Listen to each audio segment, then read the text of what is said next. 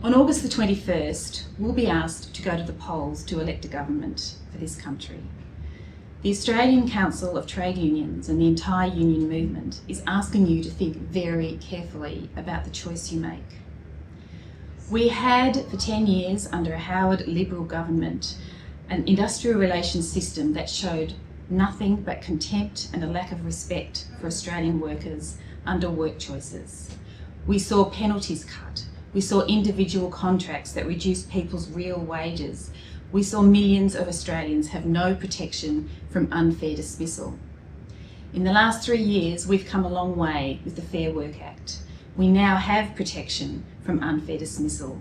We have no longer the right for people to be on unfair AWAs or individual contracts. We have an independent umpire who can arbitrate conflict in the workplace.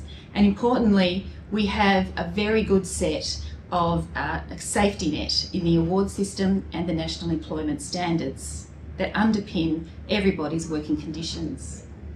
This election do not allow us to go backwards.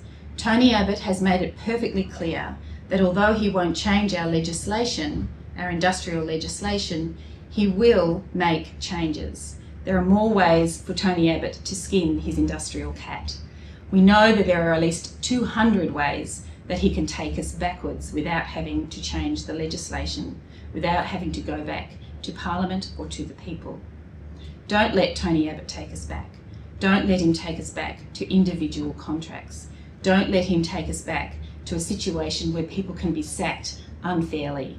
Don't let him take us back to a place where people's real wages, where their day-to-day, their week-to-week pay can be cut to benefit big business. The union movement is asking you to think very, very carefully about who you vote for this election. Vote for your rights at work. Vote for your kids' future at work. Thank you.